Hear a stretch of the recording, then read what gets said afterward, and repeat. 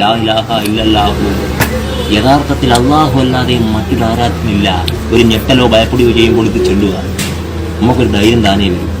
മുറക്കലം പോകുമ്പോൾ റസൂലുള്ളാഹി പറഞ്ഞു, നിങ്ങൾ നമസ്കരിക്കുമ്പോൾ ആകാശത്തേക്ക് നോക്കരുത്, നടക്കുമ്പോൾ കാലുകളുടെ അടയാളം പതിക്കരുത്, നടക്കുമ്പോൾ തുടർച്ചയായി പിന്നിലേക്ക് തിരിഞ്ഞു നോക്കരുത്, അനാഥ കുട്ടികളുടെ മുന്നിൽ വെച്ച് സ്വന്തം കുഞ്ഞിനെ ലാളിക്കരുത്, വിധവയുടെ മുന്നിൽ വെച്ച് ഭാര്യയോട് സ്നേഹം കാണിക്കരുത്, പാവപ്പെട്ടവന്റെ മുന്നിൽ വെച്ച് പണത്തിന്റെ മേനി പറയരുത്, നിങ്ങൾ നിന്നുകൊണ്ട് വെള്ളം കുടിക്കരുത്, നിങ്ങൾ നിന്നുകൊണ്ട് ഭക്ഷിക്കരുത്, അത് കാരണം രോഗം വന്നാൽ മരണമല്ലാതെ ചികിത്സയില്ല എന്ന് റസൂലുള്ളാഹി സ്വല്ലല്ലാഹു അലൈഹി വസല്ലം. നിങ്ങൾ ഖുർആനിനെ കുറിച്ചുള്ള ഓർമ്മ പുതുക്കിക്കൊണ്ടിരിക്കുകയും, കാരണം ഉടമസ്ഥനെ ഉപേക്ഷിച്ച് ഓടിപ്പോകുന്ന നാൽക്കാലികളെക്കാളും കൂടുതൽ വേഗത്തിൽ മനുഷ്യ ഹൃദയങ്ങളിൽ നിന്ന് ഖുർആൻ ഓടിപ്പോയിക്കൊണ്ടിരിക്കുമെന്ന് റസൂലുള്ളാഹി സ്വല്ലല്ലാഹു അലൈഹി വസല്ലം. മനസ്സിന് ഉന്മേഷം തോന്നുന്ന അവസരങ്ങളിൽ ഖുർആൻ വായിക്കൂ. മനസ്സ് അങ്ങോട്ടും ഇങ്ങോട്ടും പിരിവിൽ ഒതുങ്ങിയാലോ അത് അടച്ചു വെച്ച് എഴുന്നേറ്റ് പോവുക എന്നും റസൂലുള്ളാഹി സ്വല്ലല്ലാഹു അലൈഹി വസല്ലം.